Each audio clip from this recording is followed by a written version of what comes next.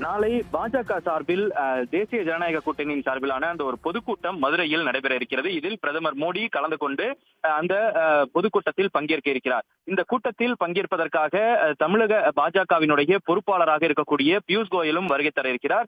அதனைத் தொடர்ந்து அந்த பொதுக்கூட்டத்தில் கூட்டணி கட்சி சார்ந்திருக்கக்கூடிய அதிமுக, அமமுக உள்ளிட்ட கட்சிகளும் பங்கேற்க இருக்கிறார்கள். இதன் காரணமாக எடப்பாடி பழனிசாமியும் அதே போன்று அமமுகவினுடைய பொதுச் செயலாளர் டிடிவி தினகரனும் நாளைய தினம் அந்த பொதுக்கூட்டத்தில் பங்கேற்க இருக்கிறார்கள். அந்த கூட்டத்திற்கு பிறகாக தனியார் நட்சத்திர விடுதியில் நாளை இரவு, அதாவது இந்த கூட்டம் முடிந்த பிறகு பிரதமர் மோடி மதுரையிலிருந்து புறப்பட்ட பிறகாக அங்கு பேச்சுவார்த்தை நடைபெறும் என தகவல் வெளியாகி இருக்கிறது. அதிலும் குறிப்பாக அமமுக பாஜக உடனான அந்த கூட்டணியில் இணைந்ததாகவும் ஏற்கனவே டிடிவி தினகரன் தெரிவித்திருந்தார். அதன் காரணமாக பாஜகவுடன் தான் தொகுதி பங்கீட்டு பேச்சுவார்த்தை நடைபெறும் என ஏற்கனவே டிடிவி தினகரன் தெரிவித்திருந்தார். இந்த நிலையில் நாளை அதிமுக பாஜகவுடனான அந்த தொகுதி பங்கீட்டு பேச்சுவார்த்தை முதற்கட்டமாக பியூஷ் கோயல் தலைமையில் நடைபெற இருக்கிறது. அந்த கூட்டத்தின் பொழுது அமமுகவும் சேர்ந்து கொண்டு பாஜகவுடனான அந்த தொகுதியில் அமமுகவிற்கு எத்தனை இடங்கள் ஒதுக்க வேண்டும் என்பது குறித்தான முதற்கட்ட ஒரு ஆலோசனை என்பது நாளைய தினம் தொடங்க இருக்கிறது.